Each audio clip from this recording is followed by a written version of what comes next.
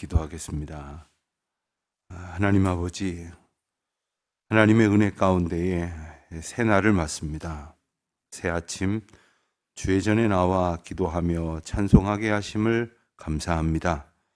하나님께서 베푸신 은혜를 힘입어서 때로는 찬송할 수 없을 것만 같을 때에도 찬양받기 합당하신 주님을 온전히 바라보는 믿음으로 또한 하루를 살아가게 주님 은혜를 베풀어 주시기를 기도드립니다. 하나님, 이 나라의 민족이 참 혼란 가운데 있습니다. 저희의 마음을 평안하게 하여 주시옵시고 좌고우면하지 않고 흥분하지 않고 낙담하지 않으며 오직 하나님께서 이 세상의 통치자이시며 이 나라의 민족을 지금껏 하나님의 장중에 붙들어 주신 바와 같이 이제도 또한 하나님의 주권 가운데에 다스려 주실 줄 믿습니다. 다만 저희들이 하나님의 주권을 날마다 겸손히 인정하고 또 하나님께서 이 세상에 속한 모든 사람들 하나님의 주권 가운데에 온전히 다스려 주시기만을 늘 기도하는 저희들 되게 하여 주시옵소서. 그동안 나라와 이 민족을 위하여 또한 이 나라의 백성들을 이끄는 리더들을 위하여 기도하지 못한 죄를 자복합니다. 기도한다 하여도 겨우 기도한 것이 내가 원하는 사람, 내가 원하는 대로, 내가 원하는 일이 펼쳐지기를 바랬던 어리석음을 자복합니다. 하나님, 주님이 원하시는 나라, 주님이 기뻐하시는 백성으로 살아갈 수 있도록 저희의 생각을 내어버리고 하나님의 뜻을 구하는 주의 자녀들 되게 하여 주시옵소서. 하나님께서 때로 이 민족이 어려움을 겪게 하시고 또 혼란의 터널을 지나는 듯한 시간을 보내게 하실 때마다 저희들이 기도하지 아니하였고 또 더욱 주님 앞에 엎드리지 아니하였던 죄를 또한 고백하오니 이 혼란의 때에 먼저 깨닫는 자들부터 주님 앞에 겸손히 무릎 꿇고 간절한 마음으로 기도하는 그리하여 하나님의 이름이 높여지며 하나님의 이름을 고백하는 이가 더하여지는 계기가 되게 하여 주시기를 기도드립니다. 하나님, 대통령과 여야의 모든 지도자들 또 사회 각계각층의 지도자들이 하나님 앞에 두려움을 알게 하시고 또한 주님 앞에 온전히 의지할 줄 아는 믿음의 고백이 있게 하여 주시기를 기도합니다. 헛된 것들을 의지하였던 모든 폐악들을 주님 앞에 날마다 자복하는 저희들 되게 하여 주시옵소서. 교회의 머리이신 주님, 교회를 또한 그와 같은 주권 가운데에 이끌어 주시기를 기도합니다. 저희 교회가 특별히 올 한 해 새로운 예배당을 건축하느라 여러 모양으로 애쓰고 있는데 하나님 불쌍히 여겨주셔서 하나님께서 허락하시는 새로운 예배당의 건축이 하나님께서 온전히 저희의 삶을 세우시고 저희의 믿음을 세우시는 기회가 되게 하여 주시옵소서. 건물만 서는 것이 아니라 하나님의 거룩한 이름이 온전히 서게 하시고 또한 저희의 삶이 하나님 앞에 거룩한 백성의 찬송의 삶이 될 수 있도록 지켜주시기를 기도드립니다. 특별히 돌아오는 주일은 교회 창립 주일을 맞습니다. 하나님, 이 교회가 하나님의 은혜 가운데에 세워진 날들과 지난 수많은 시간들을 하나님 앞에 감사로 고백하면서 주님께서 주관하시고 이끄시는 교회임을 다시금 선포하는 시간 되게 하여 주시옵소서. 지금껏 교회를 위해서 애쓰고 수고한 분들을 기억하며 감사하며 그리고 그분들의 노고를 인하여 하나님께 영광 돌리는 귀한 재직 은퇴식도 거행됩니다. 특별히 그동안 교회를 위하여 하나님의 거룩한 역사와 하나님의 일하시는 그 능한 손길 가운데에 귀하게 쓰임받았던 하나님의 종들을 축복하여 주시옵시고 하늘의 신령한 은혜와 땅의 아름다운 것들로 충만하게 하여 주시기를 기도드립니다. 온 교우들과 온 성도들이 함께 하나님께서 이분들을 통하여 베푸신 은혜를 추억하며 기뻐하며 감사하는 가운데 우리 남은 모든 시간들이 또한 우리 각자의 남은 삶이 하나님 앞에 온전히 도구 의탁되는 귀한 날 되게 하여 주시기를 기도드립니다. 아버지 하나님, 우리 연약함을 주님 아십니다. 오늘도 몸과 마음 상하여서 주님 앞에 나왔으나 하나님의 은혜로 힘입어서 견딜 수 있는 능력 얻게 하여 주시기를 기도드립니다. 하나님, 특별히 병중에 있는 교우들, 연약한 가운데 있는 교우들, 하나님의 도우심을 힘입어 나음을 얻는 은총을 보게 하여 주시옵시고 한평생 길이 찬양할 만한 회복을 경험할 수 있도록 은총 베풀어 주시옵소서.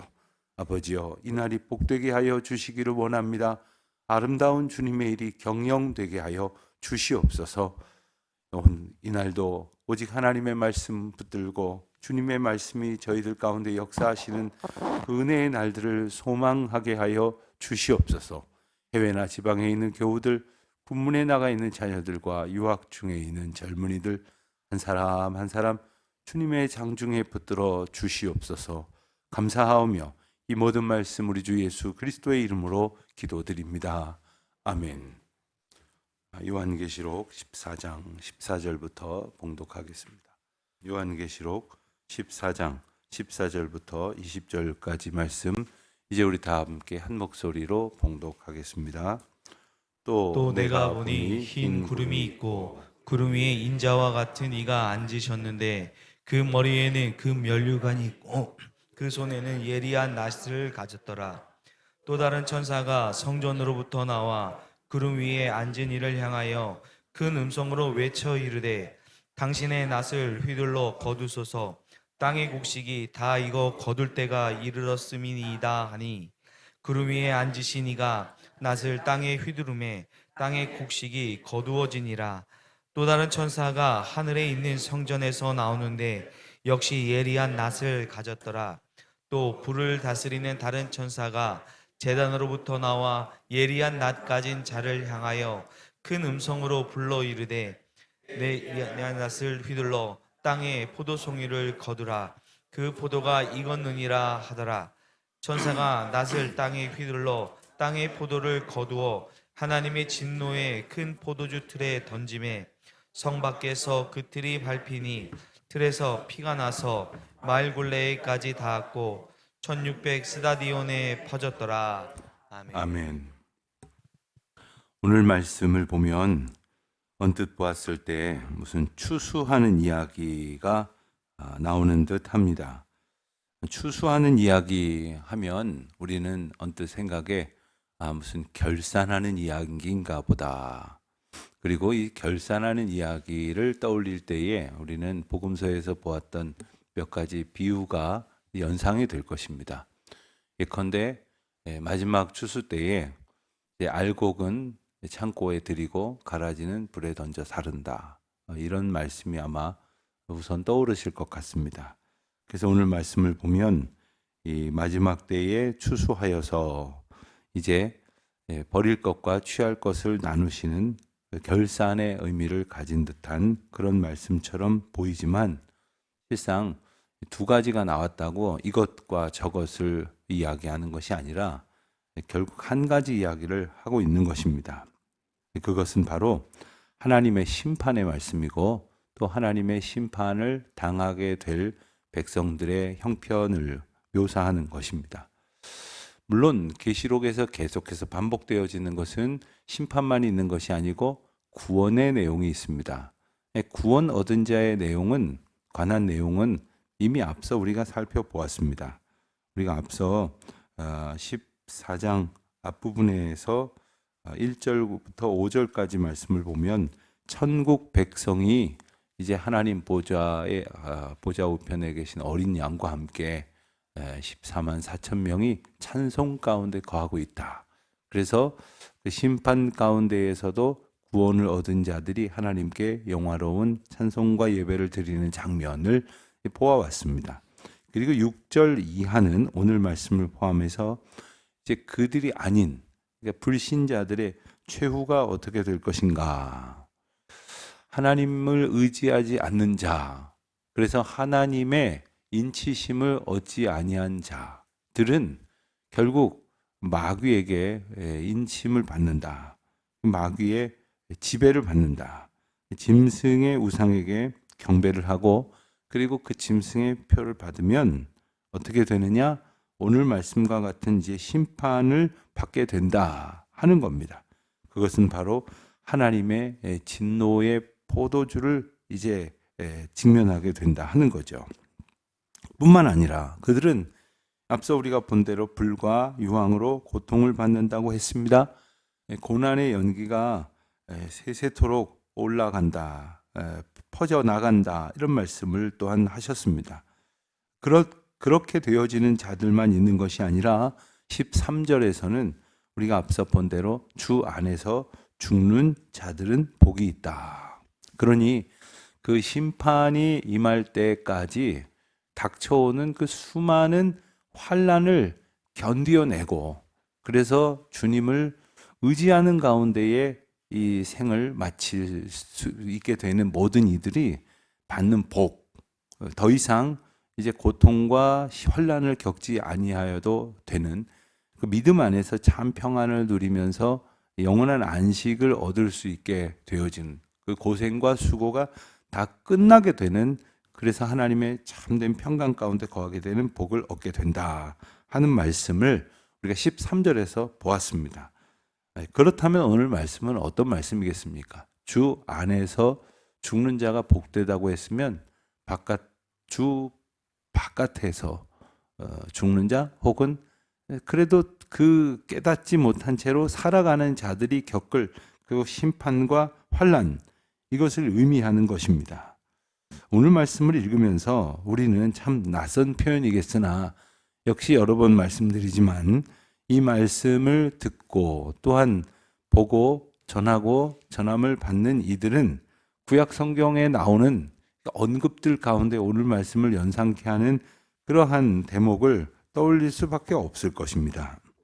요엘서 구약 성경 요엘서 3장 13절 말씀을 보면 이런 표현이 나옵니다. 너희는 낫을 쓰라 곡식이 이것도다 와서 밟을지어다 포도주 틀이 가득히 차고 포도주 독이 넘치니 그들의 악이 크미로다. 그러니까 이와 같은 언급이 느닷없이 나온 것이 아니라 이미 선지자를 통해서 이 낫과 그리고 포도주 틀이 가지고 있는 어떤 그 결산과 심판의 의미가 있었다라는 겁니다. 자, 그렇다면 우리가 언뜻 생각할 때 낫이 등장을 하는데 그 낫은 곡식을 베는 거 아닙니까? 추수하는 거 아닙니까? 그러니 낫은 곧 그 수확을 의미하는 것이라고 생각을 할 텐데 14절에 보면 낫을 가졌다 했고 15절에 보면 당신의 낫을 휘둘러 거두소서 땅의 곡식이 다 익어 거둘 때가 되었음이니이다 라는 그 음성을 들었다고 했습니다. 그래서 16절에 보면 구름 위에 앉으신 이가 낫을 휘두르매 땅의 곡식이 거두어졌다 했습니다. 또한 17절에 가서 보면 하늘에 있는 성전에서 또 다른 천사가 나오는데 역시 예리한 낫을 가졌고 그리고 그 불을 다스리는 자 다른 천사가 제단으로 나와서 낫 가진 자에게 큰 음성으로 이렇게 외쳤다는 거예요. 내 예리한 낫을 휘둘러 포도송이를 거두라 그 포도가 익었느니라. 오늘 말씀에서 우리가 좀 주목해 볼 게 두 가지가 있습니다. 한 가지는 익었다라는 표현이 이제 반복이 되었던데 15절에도 보면 곡식이 다 익었다라는 표현이 나오고 18절에도 보면 포도가 익었다는 표현이 나옵니다. 근데 우리말에는 양쪽 다 두 군데 다 익었다 이렇게 표기가 되어 있지만 이 두 곳에 익었다고 번역된 원어는 사실 다릅니다.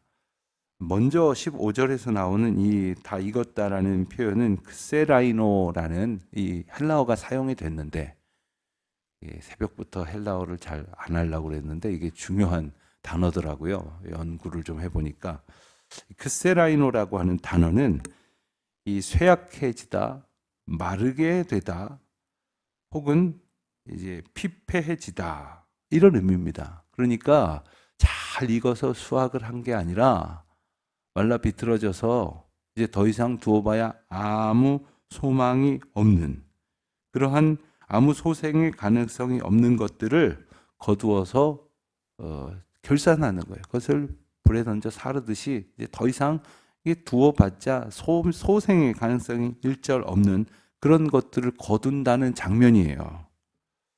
그런가 하면 18절에 나오는 익었다라는 표현은 이 아크마조라고 하는 헬라어가 사용이 됐는데, 이 단어의 뜻은 또 어떠냐면 상당히 퍼져 있다, 혹은 절정에 달하다, 혹은 전성기에 이르렀다, 이런 뜻인데, 이게 긍정적인 의미에만 사용되는 것이 아니라 부정적인 의미에도 더 많이 사용되는 그런 단어입니다. 대표적인 그런 표현을 성경에서 찾아보면 구약 성경 창세기 6장에 보면 그 홍수 심판이 나오죠.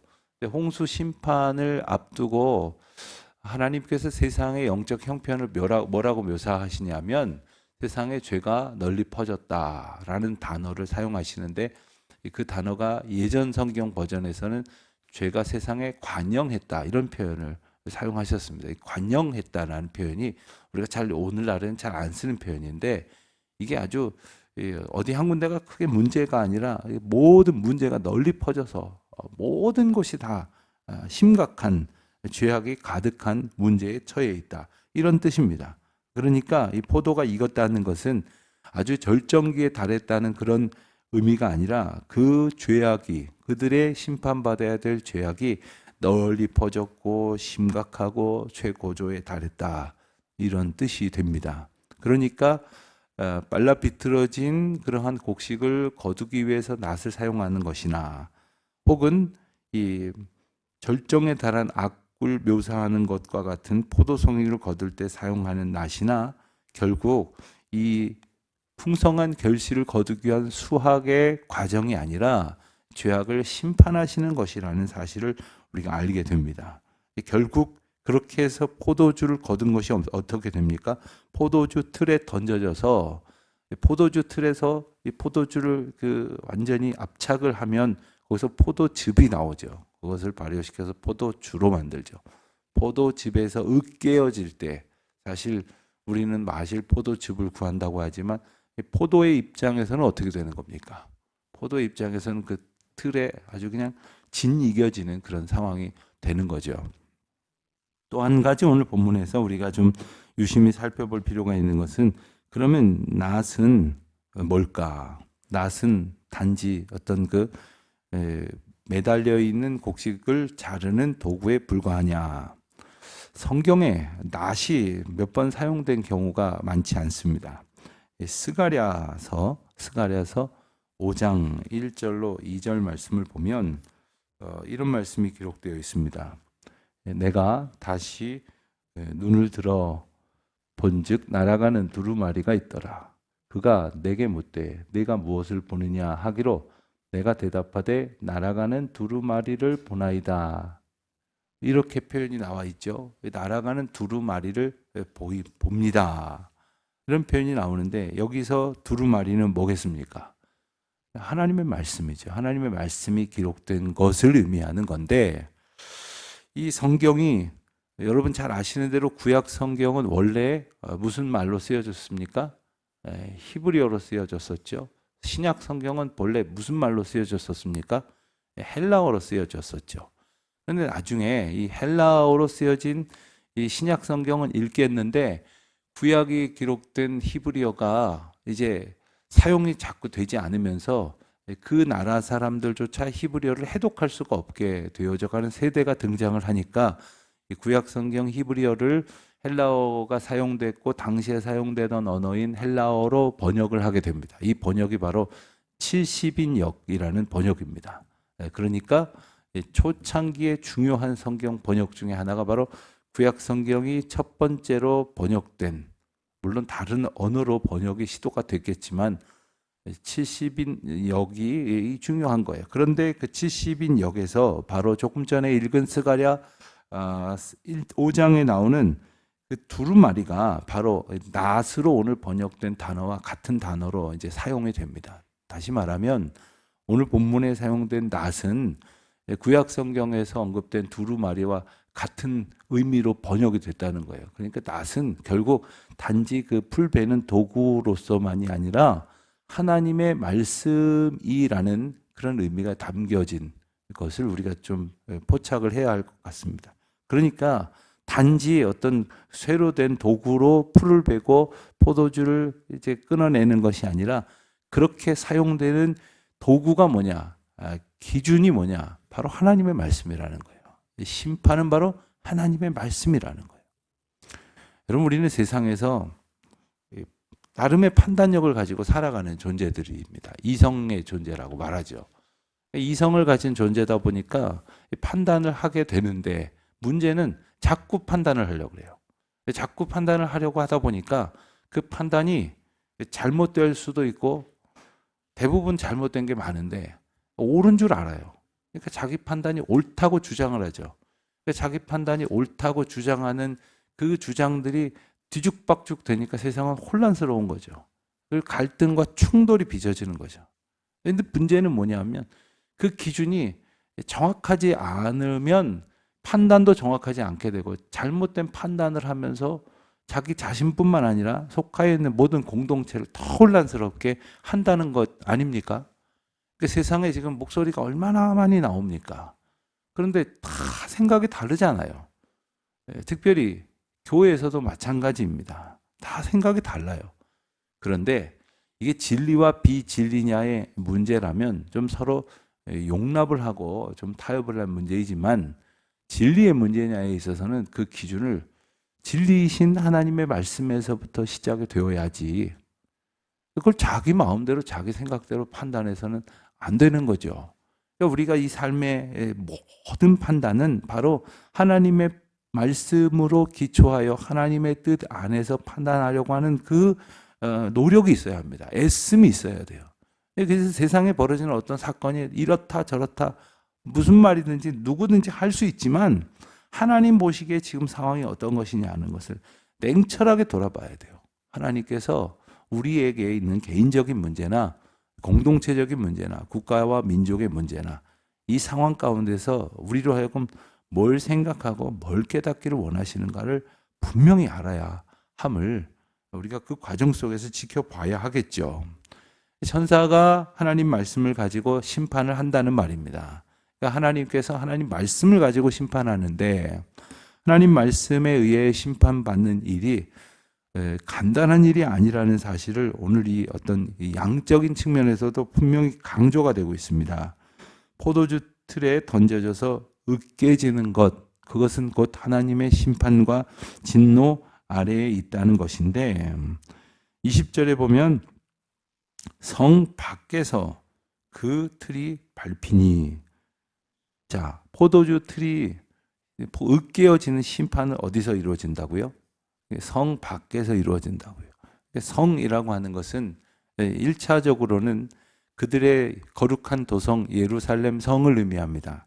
시온성 혹은 시온산 이 성 그러니까 하나님의 구원의 역사를 얻을 만한 구원의 은혜가 머무르는 그 성을 말하죠. 그러니까 하나님 안에 사는 것을 상징하는 것입니다. 그러니까 하나님 안에 믿음의 고백으로 살지 않으면 어떻게 되느냐? 성 밖에서 결국 이제 심판 마지막 때에 맞닥뜨리게 될 그 심판을 맞게 될 것이고 그래서 그 틀에 짓이겨지고 밟혀지니 이제 문학적인 표현이라고 하겠죠. 틀에서 뭐가 납니까? 피가 난다고 했어요. 포도주를 짜면 포도즙이 나겠죠. 사람이 심판을 받아서 만약에 좀 끔찍한 표현이지만 짓이겨진다면 피가 나오겠죠. 죽임을 당하는 그러한 심판의 결과로 피가 나는데 이 피가 철철 흘러가지 않겠습니까? 그래서 뭐 큰 전쟁이 나면 멀리서도 붉게 물들어진 것을 보듯이 뭐 보인다는 그런 식의 표현 혹은 뭐 피가 시내를 이루었다, 강물처럼 흐른다, 뭐 이런 표현이 나오는데 오늘 말씀에 나오는 표현도 그렇게 이해를 할 수가 있습니다. 그래서 그 틀에서 흘러나는 그 피가 말 굴레까지 닿았다고 했어요. 말 굴레는 그 입에 씌우는 망이 됩니다. 그러니까 말이 누워 있는 게 아니라 가만히 서 있으면 말이 물론 고개를 숙이고 있으니까 말 굴레는 어디쯤 되겠습니까? 여기 앞에 말이 한 마리 있다고 생각을 해보세요. 말이 하나 이렇게 머리를 이쪽에 두고 이렇게 몸이 있고 꼬리가 있으면 머리가 땅에 숙여져 있다 할지라도 이 굴레 정도가 위치하려면 대략 한 땅으로부터 1m 정도는 좋게 돼야 될 것입니다. 그러니까 그 피가 그렇게 차오를 정도로 철철 흘러 넘칠 만큼은 엄청난 심판이 임하게 된다는 그런 표현입니다. 그뿐만이 아닙니다. 이게 1600 스타디온에 퍼졌다 했습니다. 이 피가 한 곳에 고여서 어떤 요만큼 웅덩이에 그렇게 차올랐다. 그래서 말 굴레에 닿았다. 이 정도가 아니라 이 피가 흘러가기를 1600 스타디온. 이 스타디온이라고 하는 것은 당시에 거리를 재던 단위였습니다. 오늘날의 미터법으로 환산하면 약 192m 정도라고 전해집니다.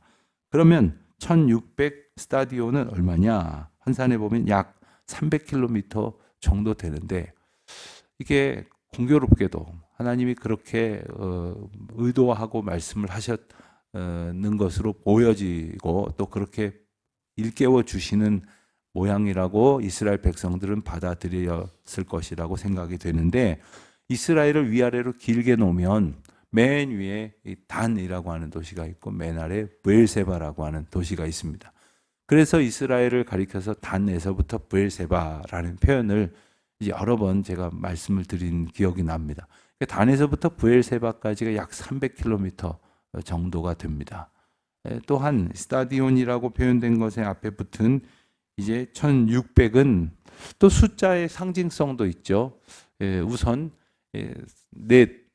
4 곱하기 4 곱하기 1000 이렇게 되면 이제 1600 스타디온이 되는데, 이제 땅의 완전수, 동서남북 땅의 완전수를 2번 반복해서 곱한 것으로 강조했다. 이렇게 이제 상징적 숫자로 해석을 하는 그런 의미도 있습니다. 아무튼 이 성 밖에서 벌어진 그 심판의 결과로 흐려지게 되어진 이 피가 그렇게 많을 수밖에 없다. 그렇게 널리 퍼질 수밖에 없다. 그 심판은 간단하게 한두 사람에게 죄를 묻는 것이 아니라 마지막 때에 하나님의 어린 양 앞에서 주의 거룩한 성 안에서 살지 아니하고 주 안에서 죽는 자가 복을 누리지 않는 그 범위 안에 살지 않는 모든 사람들에게 임하여질 이 심판은 이토록 엄청나다고 하는 사실을 우리는 분명히 깨달아야 합니다. 그래서 오늘 말씀이 단지 추수철에 농사진 것 결산하는 것이 아니라 하나님의 엄중한 심판이 있음을 우리가 알아야 합니다. 다시 말씀드리지만 하나님의 심판을 보면서 끔찍하다, 무섭다 생각할 것 하나도 없습니다. 우리는 하나님의 구원을 얻은 자로 살 것이기 때문에 하나님 왜 모질게 이렇게까지 심판하시나? 만약에 하나님의 심판이 무디다고 하면 우리가 그것을 두려워하지 않겠죠. 그것이 두려워서 죄의 길에 거하다가도 얼른 돌아오려고 하지 않겠죠. 그러니까 하나님께서 우리를 구원하시기 위하여 분명히 일깨워 주시는 심판의 말씀임을 우리가 기억하고 오늘도 구원 얻은 자의 그 은혜에 합당한 삶을 살아가는 날 되시기를 우리 주님의 이름으로 축원합니다.